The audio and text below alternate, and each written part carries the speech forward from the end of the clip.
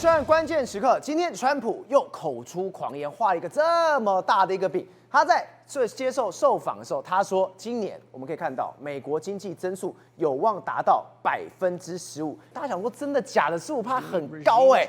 但是不要忘了，在川普以及川普身边的人，包括华尔街这些人，都是美国最聪明的人，而这些人，他们不断是在改变美国以及全世界的经济游戏规则。除了美国之外，连欧洲竟然要干一件什么事情？欧洲要对中国搞一个广场协议。如果今天连欧洲他们跟中国这么好的都已经加入这个战局当中，那不就代表美国跟欧盟这些人全部都要围向中国了？那中国这时候应该怎么办？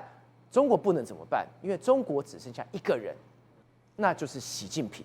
所以现在的中国等于是美国跟欧洲他眼中的待宰肥羊。所以松哥，今天最震撼的消息是，法国、欧盟整个都说要搞一个东西，叫做广场协议。之前日本因为广场协议失落了30年，他们现在就要把广场协议换一个方向，对上了中国。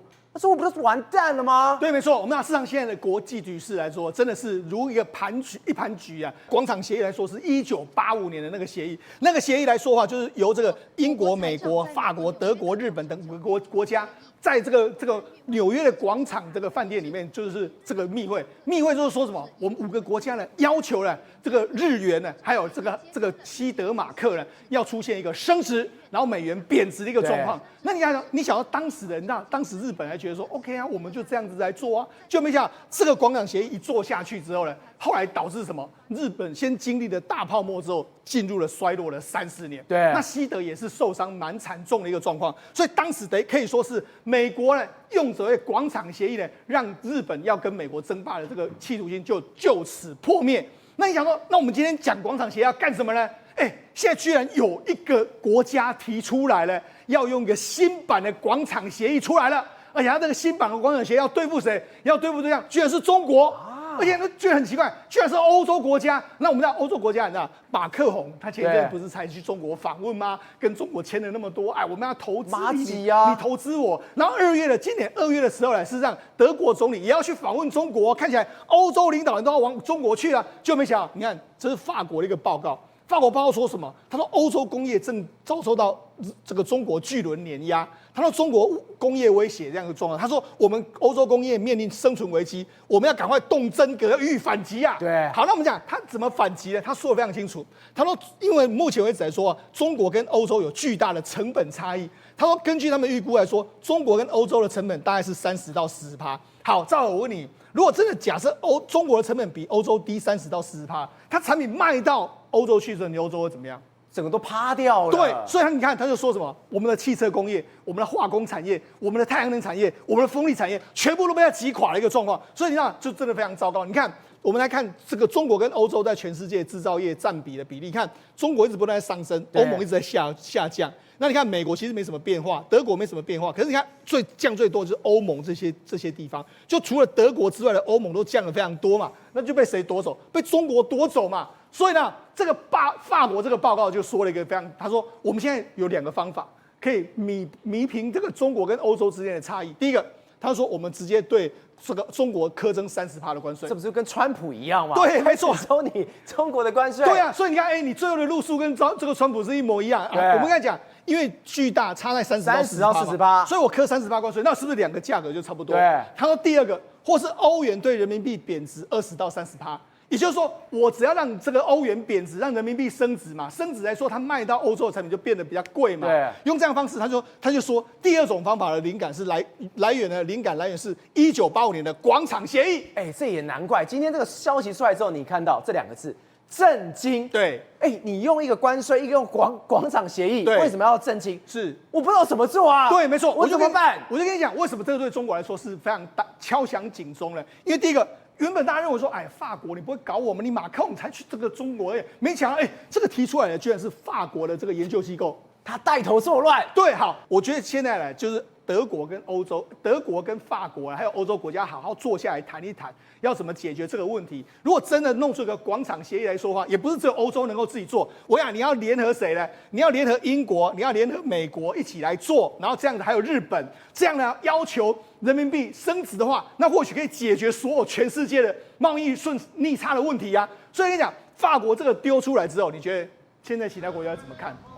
搞不好这个1985年的广场协议再来一次也不是不行啊。2026年对中的广场协议，对，那这个就会对中国形成一个非常大的压力。好，那我就讲，那我就说嘛，中国有时候我们讲当年的这个日本人搞不清楚状况，日本就说没有关系，我就签啊，签了不会怎样，就导致日本进入了衰落了30年。但是现在呢，这个如果假设这个广场协议是针对中国而来，中国一定会非常小心。对，所以才说现在中国也在观察你法国跟德国的欧洲国家怎么去定你所谓的广场协议的这个内容啊。你看哦，今天川普，我再说一次，他真的是又画一个超大饼。他说美国的经济成长 GDP 到15%，美国是这么大的一个经济体，对，他还喊15%，然后你说他或许真的有底气喊15%，对，这个底气真的就是 AI 了。没错，这个川普在接受这个媒体的这个访问的时候，因为我们知道事实上现在 AI 或者很多新观念已经颠覆我们过去的想象，他居然口出狂言，他说华许能够充分发挥他的能力。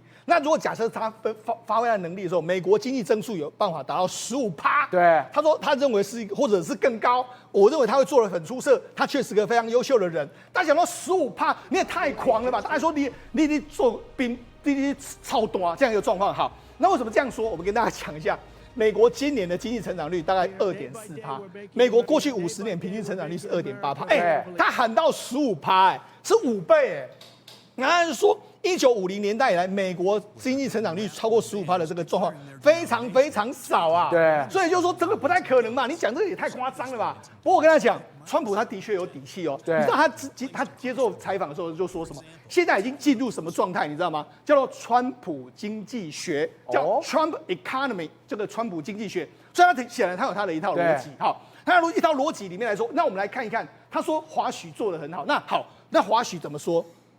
华许他就说 ，AI 会带动生产力的加速成长，会为降息创造空间。对，所以就是这样。为什么呢？因为我们每一个人的生产力增加之后呢，我们的工资就会变得便宜嘛。对，因为我们生产力增加，我们生产力是跟公司挂钩的嘛。对，那好，那这样的话这个工资就不会上扬的幅度不会太大，对，未来就有可能会降息的一个状况。好，然后另外一个他说 AI 将激发我们这辈子最强的生产力扩张，为利率下调这个铺路，不会推升通膨。对，所以也就是说他这样说，真的，我觉得美国似乎是真的有一点点的这个说法在这里面的哦，对，不是不可能的一件事哦。所以今天川普要搞到15%，它的前提是什么？华许能充分发挥能利率值，是所有关键就在这个人身上。对，好，当然在他身上还有另外一个他讲到重要，就是生产力扩张要透过什么 AI，大家有没有看到重要数字就是 AI？所以也就是说，美国现在已经认为说 AI 假设发展的强力的话。搞不好会带动美国的经济成长率到15%，这是川普的想法。再透过降息的这个方式，降息让民间拿到更便宜的钱，然后大举投资 AI， 让 AI 的这个成长率也很快。所以这个或许就是他的想法哦。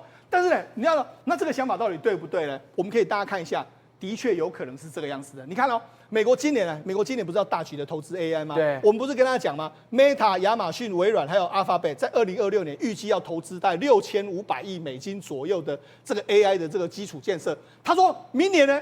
明年你知道，明年6500亿已经很夸张。明年那黄仁勋说什么 ？AI 基础建设还有7到8年的需求。所以等于是你这6500亿要继续7到8年的时间，这么这个时间这么长。对，那我跟你讲，如果真的这么长的话，那我们台湾赚到爆掉。对，那每年都6000这样，还得了啊？好，那我跟他讲，那科技巨头知道这个要烧钱，知道？你看哦，现在这个 Google 母公司 Alphabet， 他居然说什么？他说我准备要发一个债券，发债券是要跟市场借钱啊。照人家他的债券来说的话，居然到期日是多久吗？到期日居然是100年啊，100年债，也就是说呢，我这个给你之后100年我才能够还钱给你啊，我每一年给你100年债，我每一年给你利息，但是100年之后才能够清偿给你的一个状况。所以这样，这就是现在显然对这些公司来讲的话，他们都要绷紧神经，好好的准备钱，然后应对 AI 的支出。那 AI 的支出之后，搞不好真的会如同华许说，会激发生产力的扩张，然后让达成这个川普的15%的经济学的这个目标，对，或许不是不可能的一个状况。而且我们刚刚提到，现在 AI 里面最关键是什么？跟晶片是有关。是晶片是什么？跟台湾有关，跟台积电是有关。今天你看《金融时报》它报说，美国计划将一个大型科技公司排除在下一轮晶片的关税之外。对，里面讲的非常非常多，但最关键是什么？它等于是帮台积电开绿灯了。对，你今天台积电，等于是你有一个更多的福利。更多的一个决定权吗？对，没错。好，我跟他讲，实际上我们台湾都很重视这个所谓台积电的这个半导体关税这个状况。但今天《金融时报》报道一个，叫美国计划将大型科技公司排除在下一轮晶片关税之外。好，那这个到底是什么意思呢？我跟他讲一个很简单的解释，它其实就是把美国的4大 CSP 业者把它排除在外，里面是谁呢？亚马逊、Google。然后还有包括说 Meta 等等几家公司，微软、Meta 等等，他们什么意思呢？美国是说，你只要在美国投资的晶片，你在美国投资 AI 基础建设，你要的晶片从台湾运过来，全部都免税。哦，就是这样一个概念。它等于是就是把4大 CSP 业者跟台积电绑上一个关键。好，那绑上的关键来说的话，因为台积电呢，它在美国生产的时候呢，它这个如果我在美国，假设我要生产5万片，那我可以有2.5倍的这个产能从国外输到美国来是免费的。那如果我在美国承诺生产5万片已经落地之后呢，我还可以再享有1.5倍的这个比例能够到这个美国来。好，那今天有一个最新的消息是说，它这些额度来说话，可能要由台积电决定。哦，所以我那个2.5倍。甚至1.5倍，是最后是我要决定我要把这个东西是给谁的，对，没错，而不是先分配好。是，那这样台积电不就握生杀大权了？对，等于是说台积电呢，在未来的价格主导能力会更强，那它会优先分配给谁？当然了，如果你这个晶片价格比较高，我就优先分配给你嘛。所以这个会要什么？所以这会导致什么结果？赵豪，你知道吗？会反过来，这个晶片这些科技巨头要求台积电，你再生产多一点点。对，你在美国生产多一点点，我可以给你钱啊。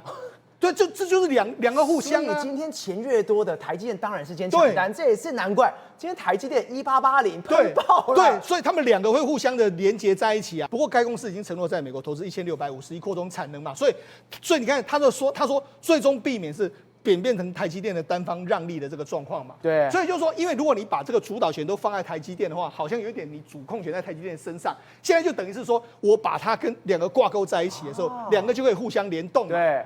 我投资你，你赶快盖，对，盖完你的晶片给我，对 ，OK 了吧？对，好，那你看我们讲完了这些，你看川普会做这个动作，你就知道说他对 AI 显然是相当重视嘛，对不对？没有 AI 的话，他就达不成他所谓的经济成长率15%的这个目标嘛。中国目前为止似乎是还有一点点搞不清楚状况。为什么有点搞不清楚状况？我跟他讲。最近人民币呢出现一个升值的状况，人民币往下是升值，对美金往下是升值，往上是贬值的一个状况。它你看升值升到2023年的最高水准，为什么呢？因为现在有一个传言就是说，中国呢跟这个银行业者说，哎呀，我们现在不要去投资美债了，我们投资美债不好，这样你把美债都出清，那我们去买黄金或者买一些其他的东西，就没想到这个人民币就出现一个升值，因为很多人就说他会把人民币汇回到中国去嘛，会让人民币出现一个升值的状况。尤其是你看，习近平不是说吗？我们要打造强势货币，强势货币来说话就是要怎样？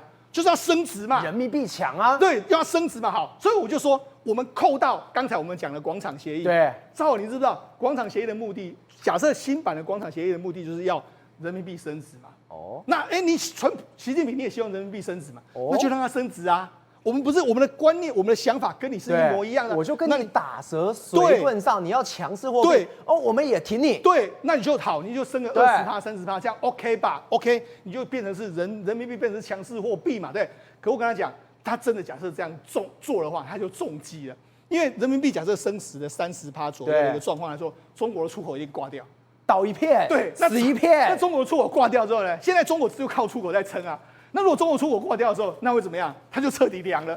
所以来说呢，这就是怎样？我觉得这就是国际的这个金融大鳄，还有国际的政府呢，慢慢的帮中国上一个套子，让他自己勒死自己的一个状况。好，那除非你看贝森特也是这样骂啊，贝森特就说：“哎呀。”所以前一阵子我们不是看到黄金价格还有这个白银价格在乱波动吗？对，他说就是因为中国乱搞。为什么中国乱搞？因为第一个，中国当时的时候，很多人民在买黄金嘛，买白银嘛，导致这个价格暴增。你中国人民银行也在买，然后你自己还有这个期货保证金的这个提升。因为为什么？因为中国太多人在做这种投机交易，就让他把期货保证金调高之后，导致中国的市场暴跌，之后导致全世界暴跌。对，所以说你就乱搞嘛，你乱搞就状况。贝森特他根本觉得你中国监管单位，你根本没有一个懂经济的人，对，没错，都在乱搞。是没错。好，那你看。因为目前为止来说的话，整个中国对很多东西都不了解，所以你看他们连虚拟货币的相关的业务，他们也不能够做。所以你既然要，我就跟你讲，你要成为一个国际货币的时候呢，最好是你有各式各样的商品，人家才会想要持有人民币嘛。对。可你看他现在也不能够做虚拟货币，然后你在中国买股票，你要买房子，我持有人民币要干什么？不知道。所以那中国的这个所谓的这个人民币强势的梦。根本就是一场空。可是问题是，现在国际就说，那你就签广场协议啊。所以来说，现在对中国来讲的话，我觉得它慢慢的步入了外国设下的一个陷阱。好，那我们就跟他讲嘛。那中国目前为止经济到底怎么样？我们不要从中国的经济数据来看，因为他们永远都是5%的经济成长率。好，当然我们来看一个奢侈品。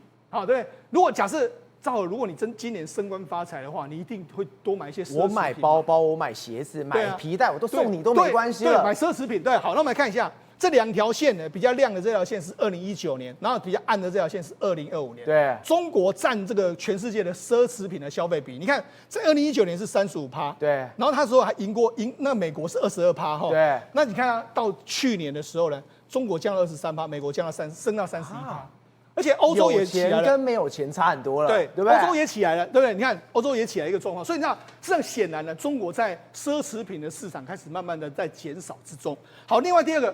我们知道说，事实上这个中国现在都鼓励说啊，你不要去这个日本玩啊，这个自述不要去日本玩，哈，然后我们去别的地方玩。他们很鼓励大家去越南玩。好，那我们看到越南的游客，越南游客来说的话，第1名是韩国，第2名是中国，所以过去中国都第1哦，现在变成是第2。对，所以那事实上下面显然也变成是年减20%，所以等于是说变成是这样子。他们也连越南都可能不去玩了。中国的失业率维持在4点多%，哦，4点多%。那么好，那到底它失业是有没有数字增加？因为它完全盖牌，看不出来。不过很简单，我们从一个数字叫做中国的失业保险基金的支出，那是什么意思呢？比如说，假设有一天不幸我们没有工作了，我们第一个时间会什么啊？我们过去在劳保的时候，我们有领我们有提列所谓失业的救济嘛？对，我们可以领这个领出来的话，就会变得很有，至少可以撑几个月嘛。好，所以我们来看，如果这个的逻辑就是说，你年度申请的越多，对，那是不是失业状况越严重？最高的一年原本是在2020年，那一年是2110亿。那你不要忘记，2020年那时候是干嘛？疫情 ，COVID-19， 对，大家都没有工作嘛。可是你看，2025年，照理说 COVID-19 过啦，就没想到它的支出金额居然比2020年更多。所以这告诉你什么？告诉你中国的失业是在恶化的状况之下，至少从这个支出来说是增加的。所以石宏哥，我们刚刚一路这样看过来，为什么贝森特说从监管单位跟这些高层在乱搞？对，乱搞市场这种，就跟你刚刚讲的一模一样啊。是，第一个，他钱变少，买奢侈品变少，出国去玩的，甚至你的这个失业保证金越来越多，对，没错，超过了2020年。这里面关键是什么？你现在中国只有1个人能做主，只剩习近平。是，如果习近平再这样搞下去，那不就完蛋？就等于被其他国家杀了吗？我觉得习近平目前为止来说，他没有一个完整的这个经济政策，他搞不清楚我到底要怎么样刺激中国的经济。虽然要求下面说5%，问题是下面就给他造假嘛，反正大家都完全摆烂的一个状态。好，那我想，但是问题是政府还是要有收入啊。我们之前不是讲到吗？去年中国的财政收入是减少了，对，所以最近一段时间有人收到什么？你看哦。这是北京的税务单位呢，依法对境外收入未申报的居民展开这个引导的规范，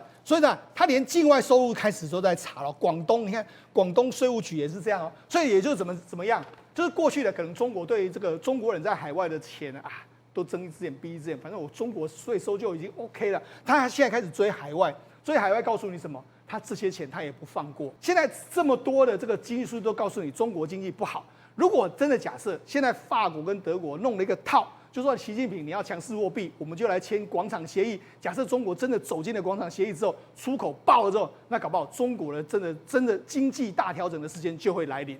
因为我们刚刚讲，现在中国遇到最大的麻烦是什么？你不懂这边装懂，人家懂的你就把人家除掉。经济是，军事也是。你看到《解放军报》今天上一个标题。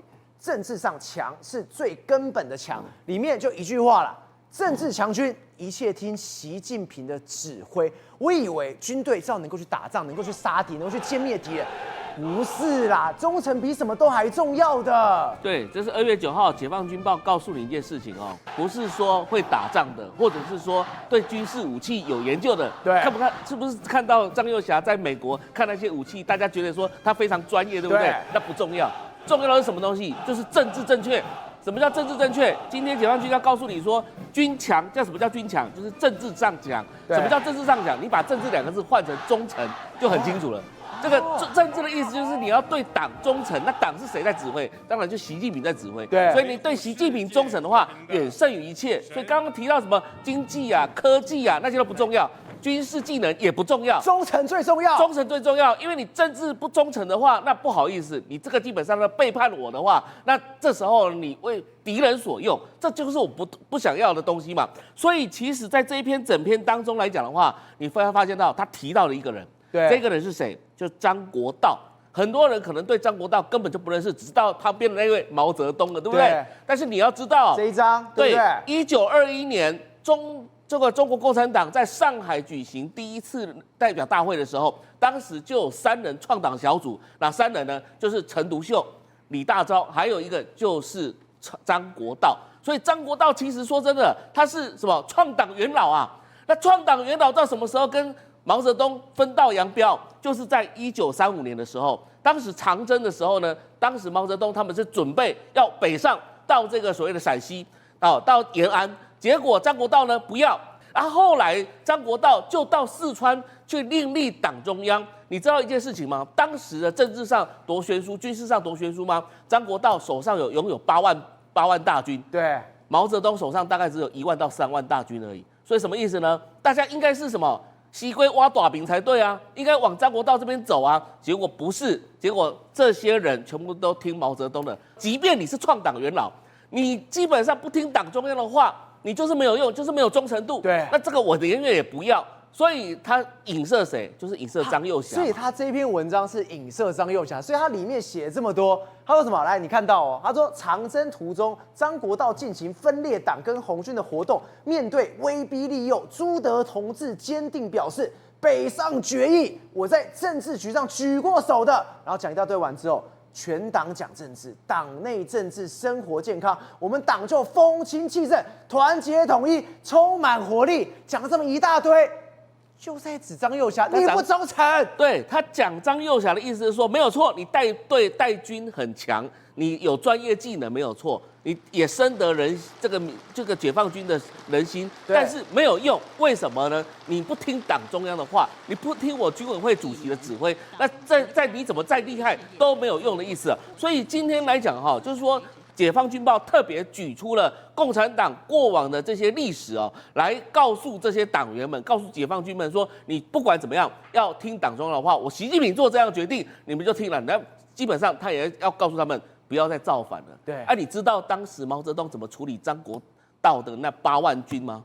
叫他们去打什么？打蒙古，叫他们到新疆，中间还遇到了马家军，就是当时在四川、青海盘踞的这些马将军，然后到最后来讲的话，就是把他调到第一线去，然后变成说全部被歼灭掉，甚至于到最后只剩下几百人的时候，还叫他们挖坑，然后自己埋自己。什么意思呢？就是说，今天你如果对毛泽东不尊敬，你对毛泽东这个所谓的不忠诚，到最后就是死路一条。今天这一篇文章也在告诉张幼霞，你不要自掘坟墓。你现在解放军，如果你不忠诚的话，就等于说自掘坟墓。宇轩，我们刚刚都没想到，中国现在最大麻烦是什么？你经济、你的军事，你没有一个真正的能人能够出来，等于是你不信任别人，都是忠诚第一，所以导致你现在什么都没有用。而且不要忘了，中国以前最常在国际上面讲什么？犯我中华者，虽远必诛。你诛到哪里去？因为你委内瑞拉帮忙了吗？你伊朗帮忙吗？你其他国家有帮忙吗？没有，反而是你看到美国直接在国际上面我打脸你。之前不是有很多委内瑞拉的影子游轮是在上面吗？今天竟然怎么跨洋去追捕，真的让他抓到了。中国的虽远必诛哦，那个叫做嘴炮治国，也就是说呢，通通都是用一张嘴啊，他的嘴炮无极限。但美国这个不一样啊，这个叫做千刀万里追。这个天鹰呢，他说我一路从加勒比海追，横跨半个地球，追到印度洋，他跑我就追到印度洋，没有任何国家有这样的能耐。他自吹自擂，他说只有我办得到。在你逃出我的范围之前，你的油早就会先耗尽，而且他最后面再补充一句哈，我们是认真的，没有人可以阻挡我们，就算是地球另一端的海洋。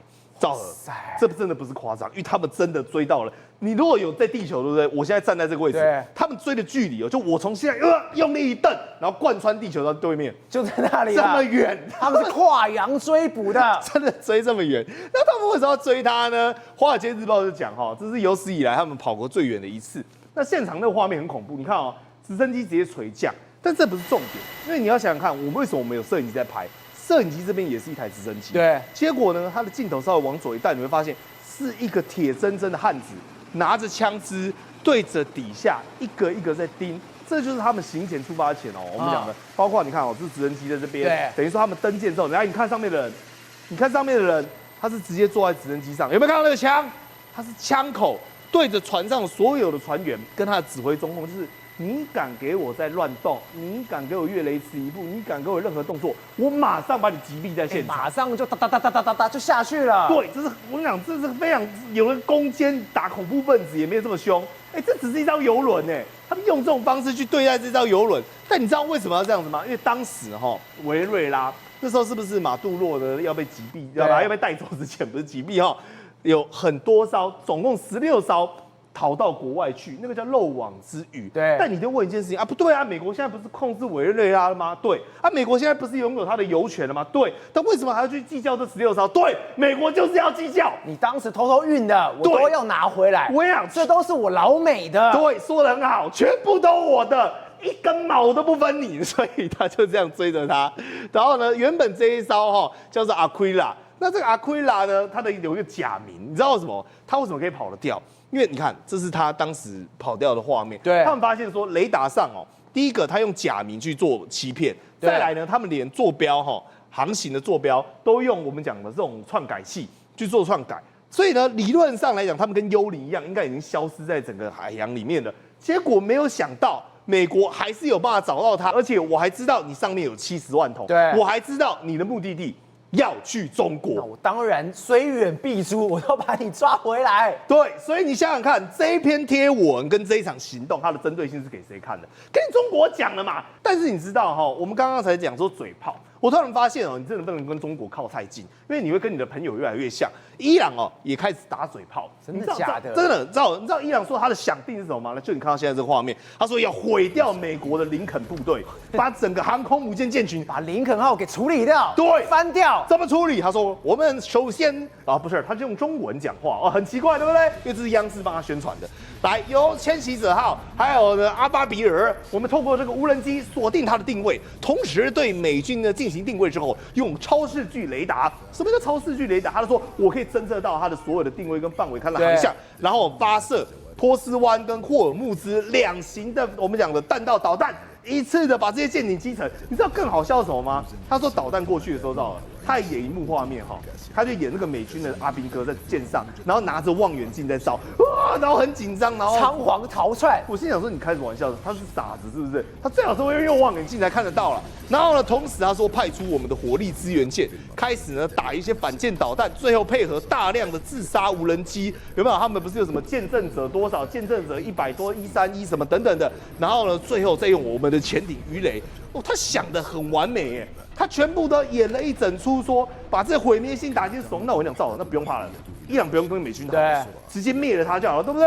结果他最后面不是，他跟你讲一句话，但是呢，这个我们不会进行这样的尝试啦，我们还是希望能够先透过谈判达到体面撤退。最好笑这个，伊朗将尝试通过谈判或有限打击。体面撤退，对，很中国字的体面，对，体面就这个算成功了。对，还有说，我跟你讲，我包包有很大一把枪，基本胜利，我没有什么好跟你谈的，但是我还是愿意跟你谈，这什么意思啊？反观美国的战力，这个都是有实战过的。比如说我们讲到的林肯号，对，但你知道林肯号它强大的不是它的本身，而是它上面的舰载机，比如说像F-35啊，或者是F-18，甚至还有什么？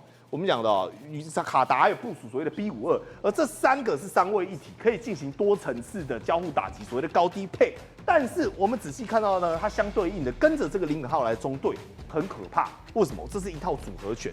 首先，它有一个中队叫做 Vol 拐。Vol 拐是什么？它叫撞墙者。对，我直接跟你讲白话文，它就是整个林肯号以及呢相关附近的这种舰队的一个大脑。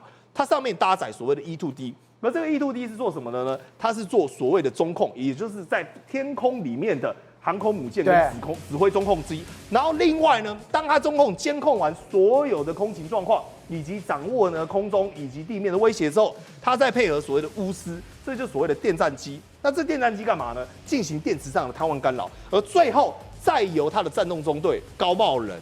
以及这个 A Black， 各位，这不是用吹的，你知道为什么吗？因为当时呢，这几个部队只花24小时就把也门所有地面的军事单位给清剿殆尽。那你想想看，现在的伊朗对上了美军，岂不是在吹牛吹大了？瑞哥，中国真的也太可怕，什么食物最可怕？没有错。那么这个是在云南的一个这个超商啊，有个男子他发现买回去一块肉了以后，发现一件事。在这块肉的外表呢，怎么会贴着一片薄薄的这个瘦肉？对。那么它当然，因为你看它是瘦肉，所以你会以为这块肉应该是瘦肉，对不对？结果搞了半天，薄薄的一块瘦肉把它撕开了以后呢，里面却是肉的骨头。没想到这个超商的工作人员，那么还给他回应说这是故意的啦。这是故意贴这一层瘦肉进去里面的，因为他说这是真空包装，所以呢，它里面是骨头，那是骨头的情况之下呢，它会刺破了包装袋，导致变质。所以我们特别在外面贴了一层的这个瘦肉的这个瘦肉膜，这是我们故意贴的。你听了以后会觉得怎么样？太离谱了吧？我听到了什么？对，你太离谱了吧？那么除此之外呢，他们还要在中国呢，有的时候为了赚钱，有些生意人不是每个人都这样。但是这是什么？这是在羊肉排上面呢，那么涂抹不明的颜料，那个颜料呢看起来让它整个这个等于说羊肉排呢变得好像鲜嫩欲滴呀。那你仔细看它涂完了以后，那个颜色变好看呐，鲜嫩欲滴。但是它投入到底是什么样的颜料啊？那不是只有羊肉排这样，为什么呢？因为还有老板在那个火腿上面也是涂抹这个颜料，让它那个火腿看起来更加的鲜红啊。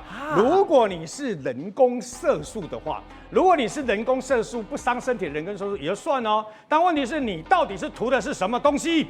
那么在四川的这个市场上呢，则是有这个摊贩呢，直接在这个猪肉上面呢抹上了硼砂。抹硼砂是为了什么？抹硼砂是为了让这个相关的泡肉了以后呢，让肉有弹性，让肉看起来红润。对。然后呢，又可以把一些如果这个肉稍微有点变质的话呢，可以让那个气味把它遮掉。但问题来了。硼砂这个东西在几十年前，台湾还有人在使用的时候呢，就发现这个人东西不能用，为什么呢？这个东西如果用在食品上面的话呢，那么你长期这样吃的话，会造成肾跟肝功能，那么因为这样的失调，所以会造成癌症的发生。结果他就这样一直擦。那除此之外呢，有一个问题就是常常会有人把一些那个猪肉呢，那个价格比较低的猪肉，那混充在这个牛肉里面。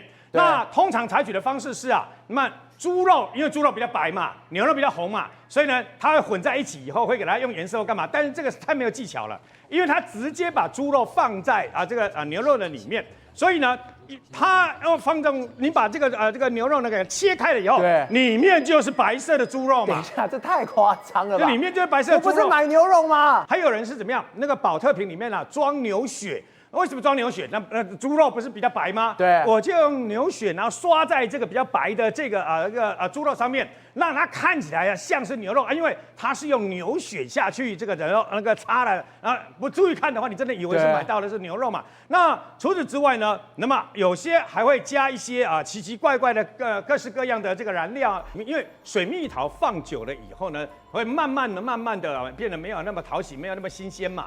它就用喷水啦，还有包括甚至于有些还加一点红色的颜料，让它粉红色的粉红色颜料看起来更好吃可问题来了，那么如果吃进去肚子里面会怎么样？你不要以为每个人吃东西都会一定把皮剥开干嘛的？那这个是什么呢？这个是榴莲浸泡了这个绿色的相关的这个颜料让它看起来是不是更好看？